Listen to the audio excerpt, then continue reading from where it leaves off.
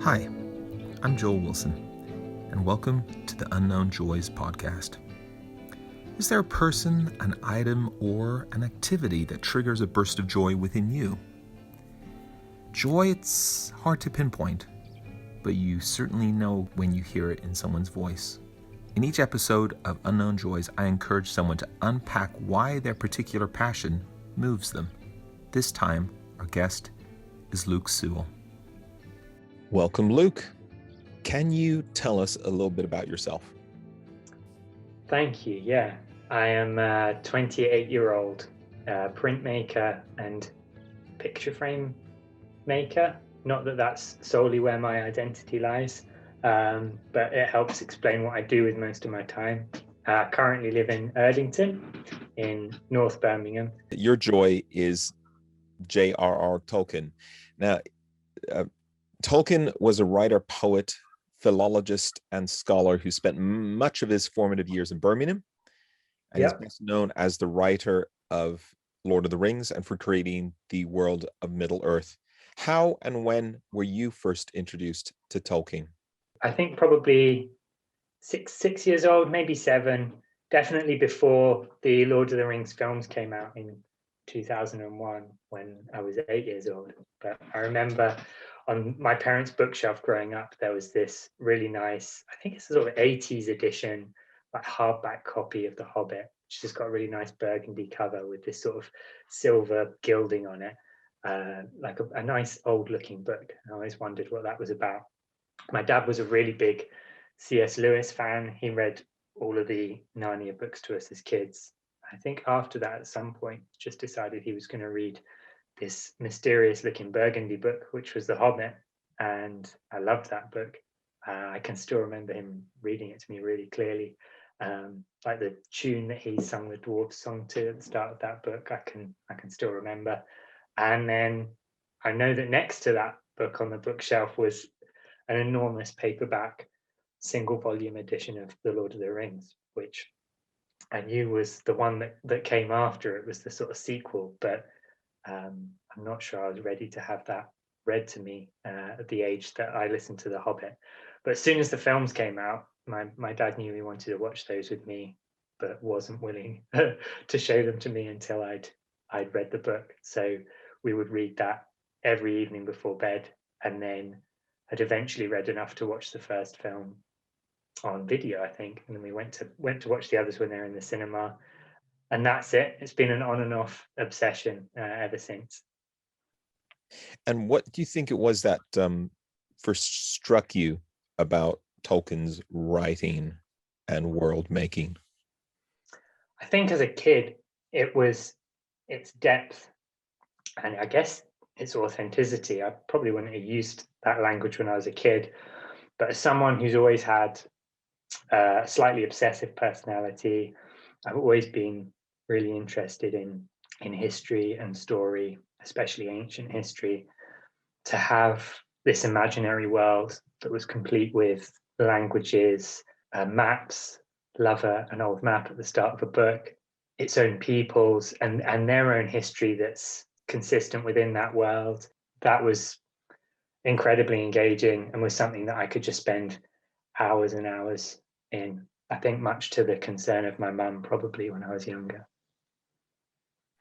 Now, is there a particular Lord of the Rings passage or character or idea or turn of phrase that gives you joy? Character-wise, I love Gandalf. Is someone who, much like the characters in the story, fills me with encouragement and bravery and joy as a person to be around.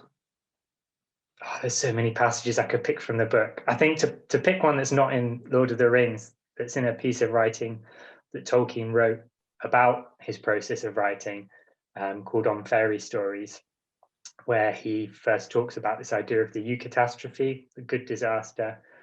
He talks about joy beyond the walls of the world, joy as poignant as grief.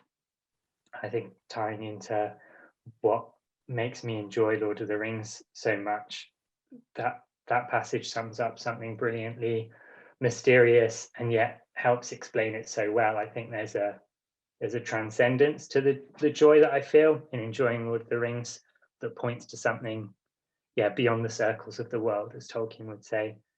And at the same time, there's this mingling of sorrow and joy. This idea that joy and sorrow aren't two things that are mutually exclusive, but that even in the experience of loss and even in the experience of happiness, that there can also be joy and sorrow present in those things. To describe joy as poignant as grief is something that's quite alien until you've experienced that, and then it makes the most sense in the world, I think.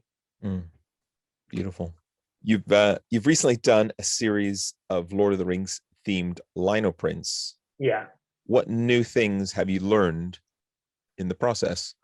The thing I learned from going through those lino cuts, it was an alphabet, so it was a to Z, and each letter was based on something that began with that letter in Tolkien's world.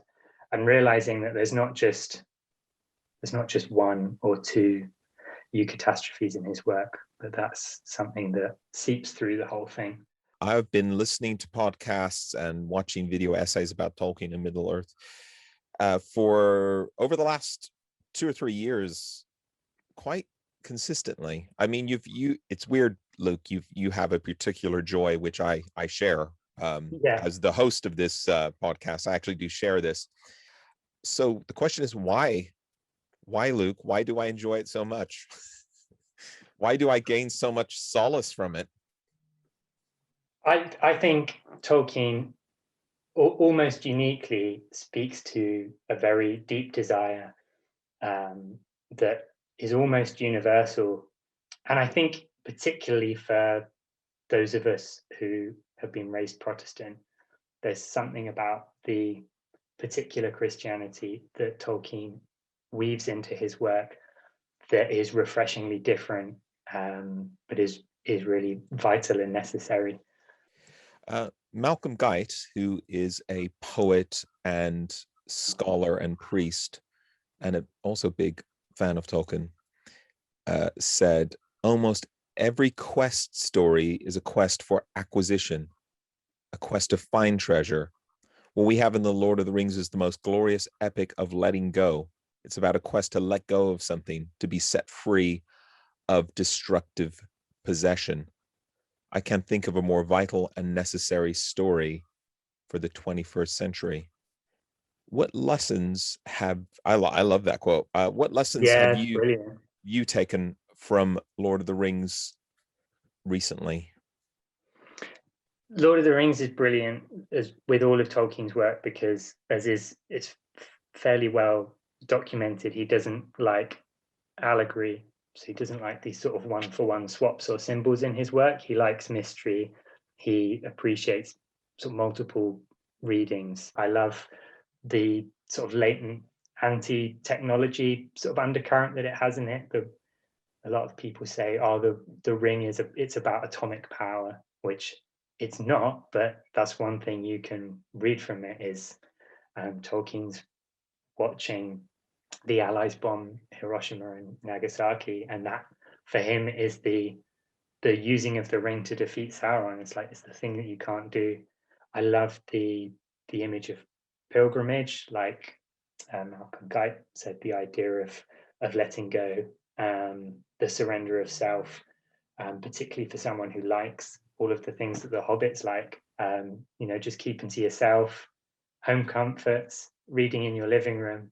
The necessity of life being about more than that, about leaving the Shire and becoming ennobled.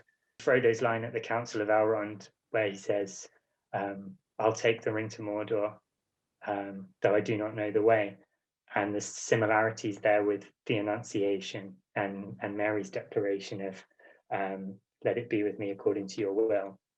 That sense that, the Christian life requires that surrender of self, the giving of yourself to an adventure and a quest, even if you don't know the way, especially if you don't know the way. Beautiful. The greatest thing I get out of it is the beauty of it, his mastery of the English language not just as a tool to describe things that are beautiful, but his knowledge of what makes words inherently beautiful in themselves. Just to say, the words he makes up are fantastic. Like Ormo, the Lord of Waters, the Valar who's in charge of the sea, he has these horns that he makes called the Ulamuri. That's just such a lovely word. I could say that all day. I think a lot of my experience of what it means to be a Christian have focused a lot on goodness and truth, and haven't discounted beauty, but certainly there's not been as much of a focus on that. I think over the last couple of years, as an artist, that's something that I've realized. It's not just a fun little hobby I do with my free time, but it's actually a really essential part of what makes me a fully human, and what it means to follow God in a Frodo Bilbo sort of way. And Tolkien has been a great encourager and a great inspiration in doing that. Again, on fairy stories, he compares the writing of a fairy tale to the cooking of a big cauldron of soup. And he says it's a lot of fun to like deconstruct the soup, to take all of the bones out and to look at what's made it up.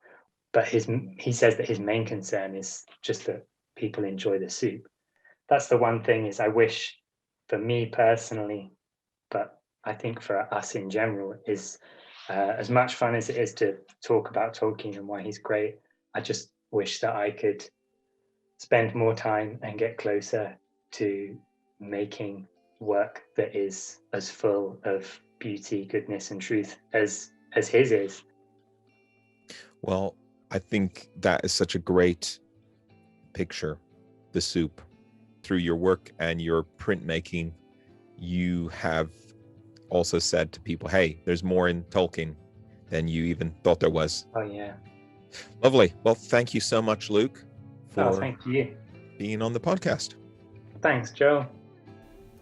I'm so grateful that Luke was able to articulate some of my own joy about Tolkien's work. You should really follow him on Instagram. Just look for Luke Prints. If you have something or someone that gives you joy and you'd like to talk about it on the podcast or give us some feedback, drop us an email at contact@birminghammethodistcircuit.org.uk. You can find the podcast on Anchor and YouTube. Bye for now, and do lean into the joy.